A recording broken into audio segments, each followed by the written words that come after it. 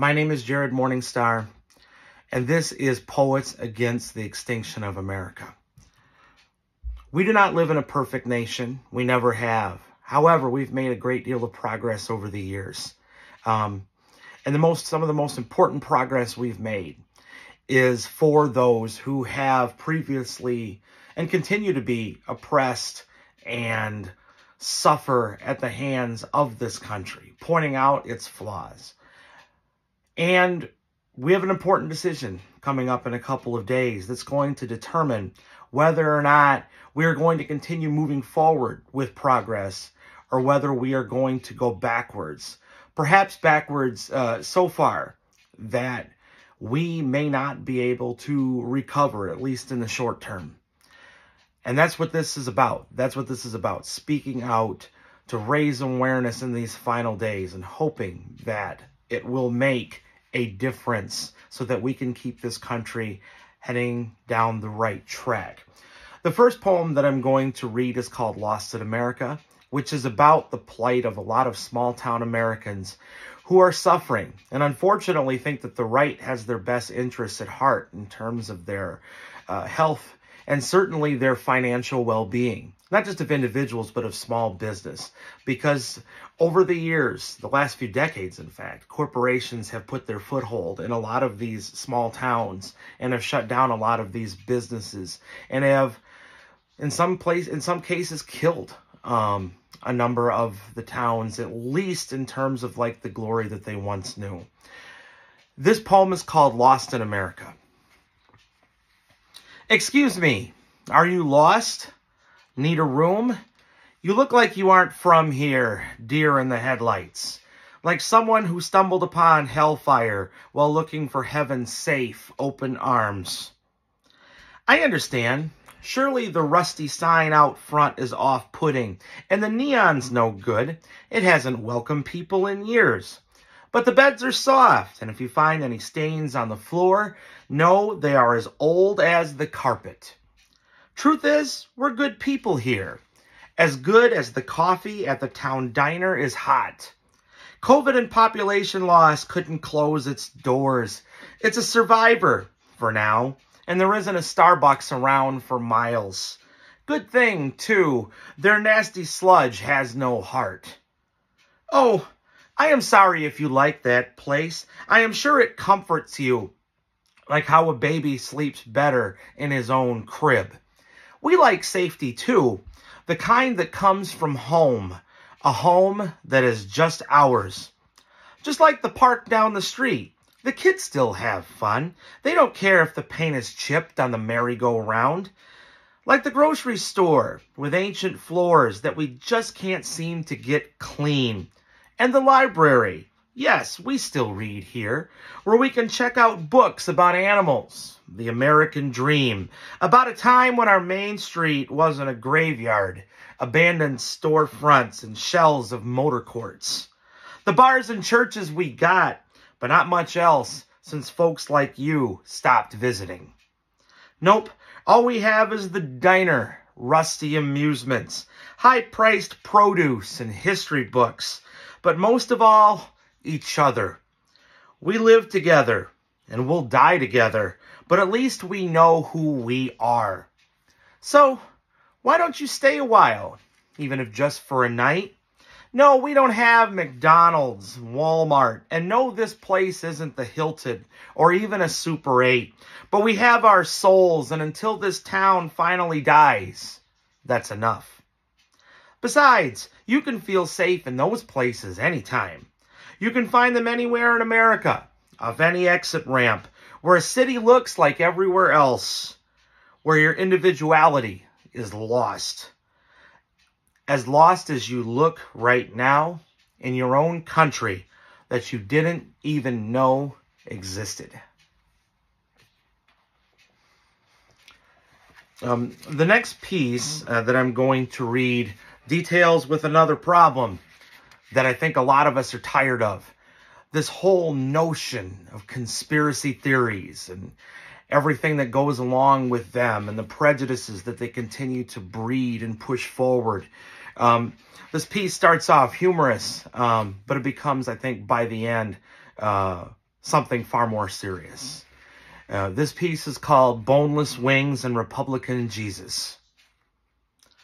For real, though, to hell with boneless wings. Half the fun of eating wings is tearing the meat off the bone. And what's up with the breading? Makes for an entirely different consistency. They're nothing but glorified chicken nuggets. Same bland taste with a more expensive price tag. Seriously, how can these fools not see through the lie? Then again, some time ago, folks believed in a fountain of youth, a city of gold, that the earth is the center of the universe, that the earth is flat. Oh, wait, some still do, huh? Just as some still believe that the moon landing was an illusion, that Sandy Hook was a hoax, that we live in a post-racial society just because we elected a mixed-race president, that being gay is an abomination. The same folks who refuse to believe in evolution, but think that somehow their love your neighbor, Lord and Savior, who preached that wealth wouldn't save souls, was a secret social Darwinist who drank from golden cups and would turn the other cheek to urban poverty because those bums should have pulled themselves up by their bootstraps. Of course, people believe that saucy nuggets are chicken wings. Some people will believe anything. A lot like a lot of the stuff that comes out of Donald Trump's mouth. Including a lot of racist things. And unfortunately, like people who spread racism and bigotry and prejudice throughout our history, even the stuff that doesn't involve wearing hoods and burning crosses, this subtle racism, this cultural appropriation, hurts those who are targeted. All while white Americans, certain white Americans, of course, will go out and enjoy themselves and be enthralled by the culture and celebrate Cinco de Mayo and events like this, but at the same time then try to keep immigrants, people who are suffering from these countries, who are trying to come in to find their American dream, like those who have long enjoyed that dream. This piece relates to that. This poem is called America Loves Mexican, but Not Mexicans. Let's head down to Taco Bell after we get stoned tonight. Buy some Mexican pizza and Cinnabon Delights. Wash them down with a Baja Blast and sign that petition to allow them the right to use Taco Tuesday as they please to make millions of dollars in Dorito shells. Then we can go to that nightclub where they'll undoubtedly play all of our favorite dance hits from that 1990s Latin craze. The guys will fantasize about the first time they saw J-Lo shake her booty in some music video for a song they never listened to. And the girls can live the Vida Loca again while still pretending that Ricky Martin isn't gay. We'll call it practice for Cinco de Mayo parties, and we'll slam enough tequila shots that we'll start acting like some sort of crazy cross between a matador and Speedy Gonzales, yelling arriba while donning cheap sombreros, dodging imaginary bulls, and dancing the Macarena to impress all of our very white friends. And tomorrow morning, we'll wake up with a hangover, put on our red trucker hats, chant "Build the Wall" at the president's rally, dismissing the stories about separated families who should have stayed in their own country as we advocate for their deportation to send children back to die at the hands of terrorists or starvation. Because we love the culture, not the people. So we know that there are a number of people on the right, Trump, J.D. Vance included, who have no interest in protecting those who they direct their hatred to, And there are other things that they will not protect. And maybe some that they will, but not for the right reasons, especially when we take a look at who they're ignoring and the problems they're ignoring, including the environment, yes, but also our country's children who have to endure lockdown drills, and have to go through all of this fear that, what if their school might be next? It's a shame. This poem relates a little bit to that problem. This poem is called Methuselah, What We'll Protect and What We Won't. Biblical Methuselah has nothing on you. He is only remembered within pages of a text that many read, but few understand, and on the tongues of holy men, some of whom have intentions as ugly as your gnarled branches. You had been alive for centuries already when your namesake died, and you've somehow bested him in age by 4,000 years, still standing in harsh terrain, persevering through high temperatures on a rocky California mountainside, looking like God's contorted, bony hand, rising from the ground in triumph over any and all of his creations. You should be thankful you were born in and adopted by America. God bless the USA for protecting you, keeping your location secret, resisting the temptation to sell tickets to see you in your archaic glory, in spite of the billionaires and politicians who'd love access to the proceeds, knowing a lone wolf Judas would happily chop you down to line his pockets. To the red, white, and blue, your life is too precious to lose in an act of senseless violence. Unlike millions of younger trees, rivers, lakes, wildlife, oppressed peoples, and Jesus loves the little children, hiding under classroom desks from a lone wolf gunman with a legally purchased AR-15 at his side, looking for revenge and to leave his signature in blood, his life's work. Innocent lives be damned, because the gun lobby has bills to pay, and hypocrites in power have modern-day Neanderthals to manipulate. It must be nice to be a divine favorite, or at least be named after him. May you live long and enjoy the many days denied to others who aren't so lucky to reside under God in the land of the free. That poem was written about the oldest tree known in existence, which is currently in California. Its location has been kept secret, as stated in the poem, because of the fear that would come to it. Our children and a number of trees and elements in the environment aren't so lucky. Speaking of how we have not been so lucky over the last few years, it's impossible, I think, for most of us to forget the COVID-19 pandemic and everything that went along with it. So many of our loved ones passed. So many of our kids suffered. Not even just because of the disease, but because of fear and because of being isolated and kept out of in-person schooling, all for good reason. But you can't help but wonder what would happen if that was handled better, if we'd have taken it seriously, if we hadn't been lied to about everything related to the disease. And it's such a shame. This piece was written in the early days, or inspired by the early days of the COVID-19 pandemic, and my personal fears and feelings during that time, and what it would be like to wake up to be sick. The poem is called Dead End. You used to love driving at night to escape ghosts and mundane realities.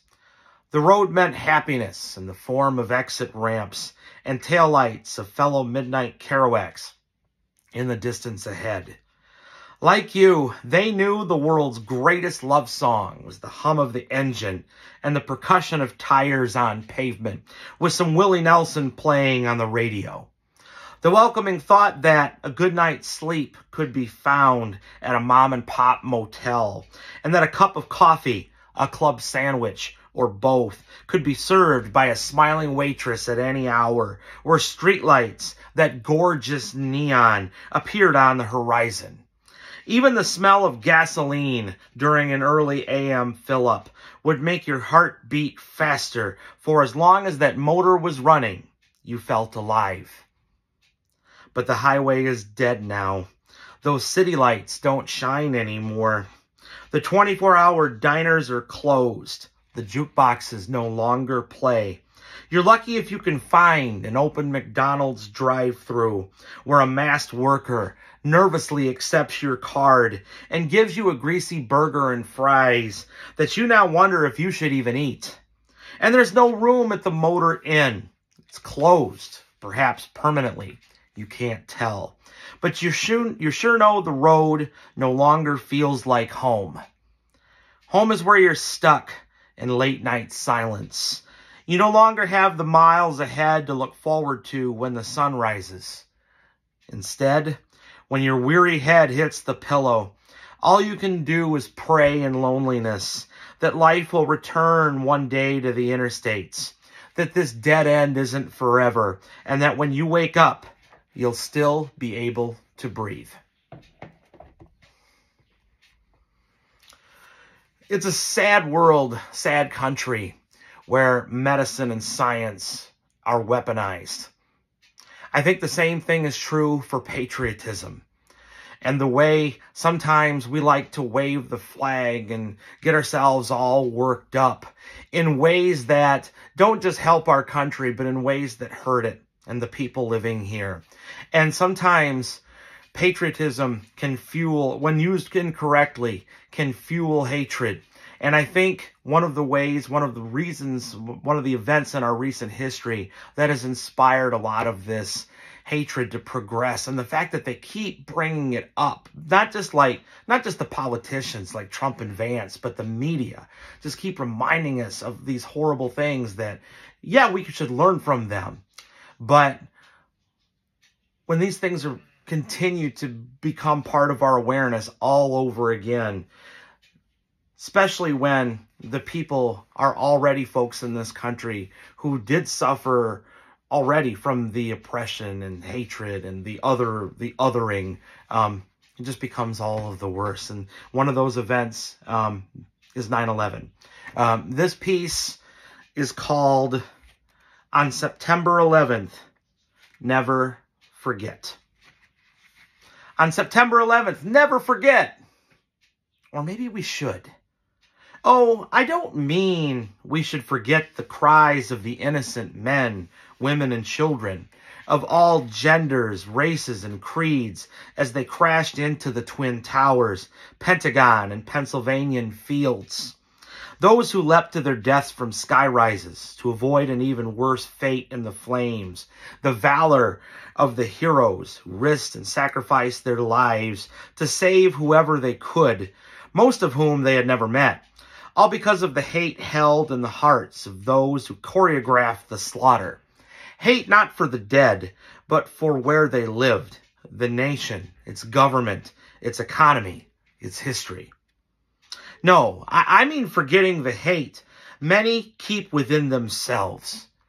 The anger they still feel, still singing lines about putting boots in asses and shaking fists. The hate that haunts the sleepless nights of Muslim Americans who deserve a place to stand as much as anyone else, the same freedoms and rights as much as anyone else, but instead have to worry about bricks being thrown through their windows, their houses of worship being burned, their children facing harassment in elementary school classes, death threats, being held at gunpoint outside of their own homes, their little piece of the dream becoming a bloody battleground, all because of lies preached by presidents, politicians, and priests, not because they are a menace, a threat, or even that they share a faith that bin Laden bastardized, but so the greedy can line their pockets with power and profits. The same perks enjoyed by major media networks, whose ratings soar when their annual specials show the towers fall. Hollywood filmmakers who exploit the tragedy because the public can't get enough homefront death and destruction. Country singers and songwriters who know how to pander to their hyper-patriotic audiences. And everyone else who capitalizes on the September 11th fallen, guaranteeing that the hate will live on, that the list of victims will only continue to grow. So, let's turn off the television.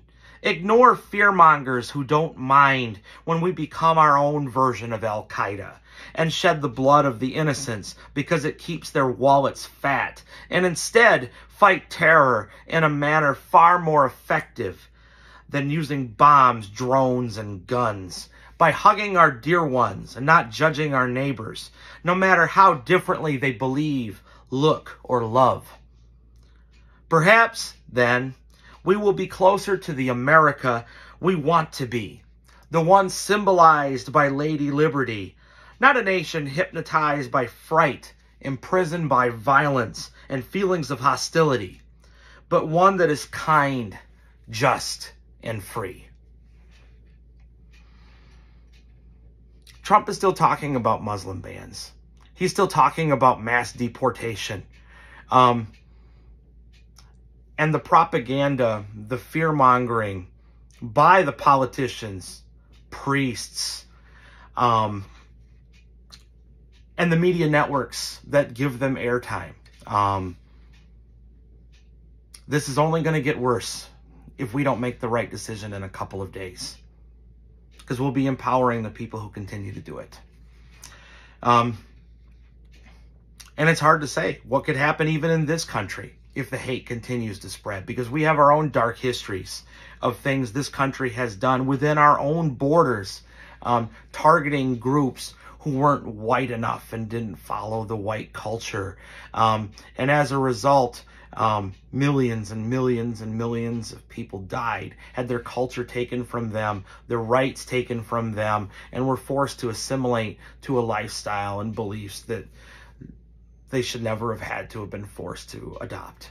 I'm talking about the Native American boarding schools in this country and in Canada who stripped Native children, Indigenous children of these rights. And we're now, for decades, we never acknowledged what was happening. I think we got our first apology from a U.S. president just a couple of weeks ago. And that's ridiculously sad. I live 5 miles from the ruins of one of these places. And this poem was written for those children who suffered there, and many of them who died there. This poem is called "To the Students of the Mount Pleasant Indian Industrial Boarding School, 1893 to 1934. I am sorry. There is nothing I can say that would adequately express my sadness, my discomfort, and my shame every single time I drive by the decrepit remains of that American concentration camp, on my way home to hug my own children, my white children, who will never have to suffer as you did. I do not expect forgiveness for a race, for a country that doesn't deserve it. How could anyone expect you to erase our atrocities from your blackboard, like we eliminated your culture, language, your freedom, all in the name of education, of killing the Indian to save the man? As if you couldn't be both, as if you were somehow less human than the monsters who stole you from the arms of adoring parents, transported you via rail like cattle to the complex where they stripped you of your clothes and your dignity, as they doused you with insecticide, chopped off your hair, stealing what pride you had left so that you wouldn't cry as much when they took your belongings, your photos of those who loved you, and even your names, your identities, bestowing you instead with the names of those who abused you, tortured you, forced you to work the hard labor that children who looked like them had already been spared, buried the bodies of your friends on campus without telling their families, even a century after the crimes were committed, and then still had the gall to tell you that only Jesus could save you from hell, as if you didn't already know what eternal damnation felt like, as if they weren't the ones who damned you. No, we are the ones who need an education, to know that not all devils are named Satan or Adolf, that some of them act in the name of a nation that preaches equality and justice for all. And that's why I swear to expose my students to the truth that some still want to hide. Those who still want us to believe that America is a shining city on a hill and that we have been absolved of our sins simply because we asked for forgiveness. No, I'm not asking to be forgiven. You deserve better, more than I could ever give you, more tears than I could ever shed. But I promise you this, they'll never stop me from telling your story. Until I am dragged away to the jail or the grave, they will not win. You will never be silenced.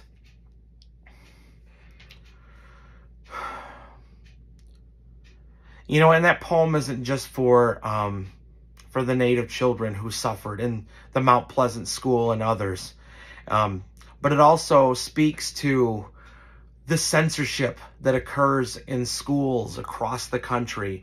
Schools who, in some states, where they're stripping away anything critical of America, anything that discusses our sins as a nation. And I can't help but think that it's almost like, as a parent, coddling a child, telling them they're perfect and acting like they're perfect and ignoring their faults. As we know as parents, if that happens, those kids are not going to grow up to be responsible, caring, human individuals. Instead, maybe we should be calling out those faults and helping our country continue to grow into the nation that it deserves to be. And I know that poem references Hitler. And I never, I always feel nervous anytime I bring up Hitler, because obviously we know all of the horrible things that happened during the Holocaust. But, when a certain ex-president references Hitler and says that he praises Hitler, wishes he had Hitler's generals, then, maybe it's time we start paying closer attention. And we need to fight back. And those of us who don't fit in with the groups that the Trump-Vance administration would prop up, we need to fight back, because if we don't, they win, right? This poem on the surface feels like an homage to a classic holiday tale, the Rudolph Red-Nosed Reindeer cartoon production from the 60s. But again, as you continue to listen to the poem, I think that you'll realize that this ultimately becomes a fight song for a whole lot of people who deserve to continue to be propped up and who deserves the same rights as all of us. This poem is called The Rise of the Misfit Toys. With all due respect, Mr. Claus, we're not waving a white flag. Upon further consideration, we're not sure we want you to find homes for us. We've all heard the same stories, from talking snowmen, tinsel prospectors, dentist elves, and red-nosed reindeer, that we deserve to be unwrapped by excited, happy children, those who made the nice list. It sounds amazing and all, but we have to ask, what exactly does nice mean to you? See, because last we checked, you served billions and billions of satisfied kids, like some sort of flying McDonald's, including little tykes who'd kick and scream if they didn't receive a good enough laptop, a pair of Air Jordans in a hot new colorway, or if they found a poodle wearing a red bow under the tree instead of a pony. The same little darlings who'd throw a tantrum if you brought them a bird that swims instead of flies, a cowboy that rides an ostrich, a boat that can't stay afloat, a water pistol that shoots jelly, a train with a square-wheeled caboose, even a spotted elephant. Let's get real, Nick. If they don't appreciate what they're lucky to receive, why would they be happy to find a bunch of unwanted toys on Christmas morning? Please, spare us a future that none of us want. The last thing we need is to be forced away from the island where at least we have each other, only to be sent to homes where we'll be demeaned, tossed aside, thrown away like Happy Meal prizes just because we don't fit in. If you really want to help, you'll send us to our own kind, those who are ignored, ostracized by society because their families can't afford Power Wheels, the newest PlayStation, even wrapping present that doesn't tear with the slightest fold. Or children who are written off by the privileged because their parents live in the wrong part of town. Kids who feel lonely at school because everyone else there scoffs at those who look differently, worship differently, love differently, and anyone else who does not fit the mold. We know what it's like to be disregarded, discarded, but don't be mistaken, sir. We know who we are, and we know our worth to ourselves and to those who need us, so they, too, will no longer feel alone. Naughty or nice, they'll accept us, and we'll help them learn how to embrace their identities, just as we have. We're not nitwits. We're the misfits, different from the rest, and we wave that flag proudly. You know, I hear America referred to as a melting pot all the time and have been ever since I was little. But I don't think that's an appropriate metaphor. You know, we love to take different aspects of cultures and blend that into our everyday lives. But when it comes to people, anyone who isn't white, Christian, male, straight, anyone that's not part of that, we have a long history of assimilation, forced assimilation in this country, where instead of trying to embrace all of our diversity, we try to force everyone into the same box. It's no melting pot. It's basically trying to make everyone like everyone else. And we try to praise rugged individualism when all we try to do is remove that individualism and take it away. Maybe America should be a little bit more like the rise of the island of misfit toys, rather. Maybe we'd be a little bit better off. But we don't have to be some sort of island in some sort of fantasy world. We can embrace that. We can embrace those different identities and diversities and religions and races and those who we love. We can do all of that here. But we have to have the right leadership. We have to have those who are going to respect those rights. And we need to fight to make sure we keep those rights as well. And a lot of that falls on us, the artists, who have always been at the forefront of positive progress and change. And Trump and J.D. Vance are all about censoring art there too, just like they're about censoring curriculum and trying to make sure that we ignore anything that doesn't fit their narrative. Well, art is dangerous for a reason. And anytime someone tries to cancel the arts or censor the arts, that's a problem. And this piece is called Make Art Dangerous Again. Make art dangerous again, like Twain roasting the KKK at the height of its powers, calling them cowards who only find courage in a crowd with other half-men under masks again. Like Gilman and Chopin pondering a world without men, that greater happiness and freedom could be found when a woman wasn't bound to a husband and his last name again. Like Hughes, too, seeing America, acknowledging what Whitman wouldn't, and making sure the nation read his page for English B, that its blinders were torn off, and that it had to admit that black people were less free again. Like Guthrie arming himself with plain spoken speech against fascists and greedy capitalists who are willing to let the poor starve in alleys and ditches just so they could keep lining their pockets again. Like Ginsburg howling against conformists to save the best minds of his generation from those who'd crush their spirit and dreams and keep them imprisoned by rules in a suburban hellscape again. Like Hendrix setting fire to his guitar, literally and metaphorically, when he blistered the Star-Spangled Banner at Woodstock, raising awareness to bombing overseas and injustice at home again. And like Banksy, still creating with a vilified medium in the faces of close-minded squares, forcing them to look directly at what's wrong with the world and its authoritarians who choose to keep art in museums and the public ignorant again. So, pick up your pens, guitars, brushes, your spray paint. Keep up the good fight with words instead of fists. And let's raise hell so that we don't end up living there. So that we can keep the promise alive. So that one day things will truly be great again.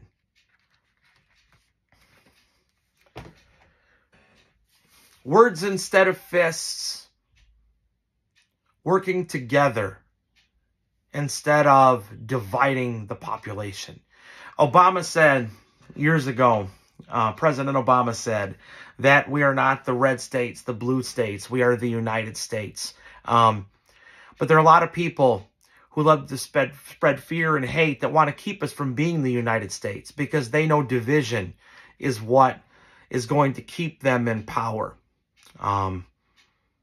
And all we can do is work to fight back and do so in a way that's productive and healthy, and that will set a good example for our children, unlike Trump, Vance, and everyone who is aligned with them politically, especially those who will be in positions of power. The final piece that I'm going to read is the most recent poem that I've written. And as I said at the beginning of this, we have an important decision to make. And that decision isn't just Kamala Harris and Tim Walz. I mean, that's certainly the candidate that gives us the best chance to at least move forward. They're not perfect. Kamala Harris said they're not perfect. But at least with them, we can keep this country, the voices of the people, alive. Because if we don't, we're going to move backwards, and we can't afford to move backwards. This final poem is called, We're Not Going Back. Not to the time when Ruby Bridges was flanked by federal marshals into a segregated school who protected the 6-year-old girl from the violent stares and screams of the all-white crowd. When little Ruby was forced to suffer their threats of beatings and bombings while learning to read, to write, how to be a better American than those who echoed the bigoted beliefs of white supremacy, while her family prayed that they had made the right, selfless choice, knowing what harm their child could face in the name of progress. To the days of don't ask, don't tell, when folks were shamed or worse, if they let their true selves out of closets, knowing their identities would never be embraced by the homophobia, transphobia, held in the hearts of those who did not understand that who we love is not dependent on another's anatomy, that no one fits perfectly within two society-generated genders, that the God who they claim preached acceptance and love would damn them for following in his footsteps. Not to the not-so-distant past when it was normalized that women were introduced as Mrs. Husband's first and last name, or whispered about as failed old maids, not good enough for a man to claim as his prize to cook, clean, and raise babies. To when women couldn't vote, when they were demonized if they tried, or when they weren't allowed to make financial decisions, have their own checking accounts, granted equal pay for equal work and employment opportunity, and certainly weren't given the right to their own bodies, denied by pro-lifers who wanted to control theirs.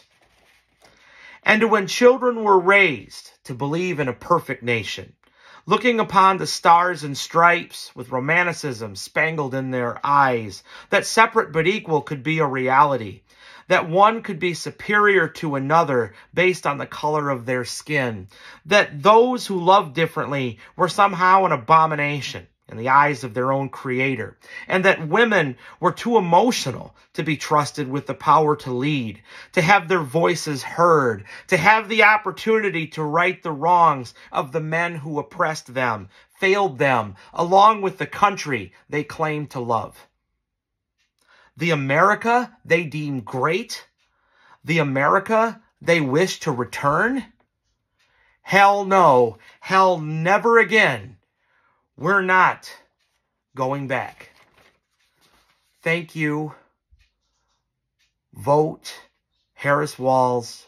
Vote for an America that we can all, where we all can live and love the promise and have the experience of the American dream. Let's move forward in that direction.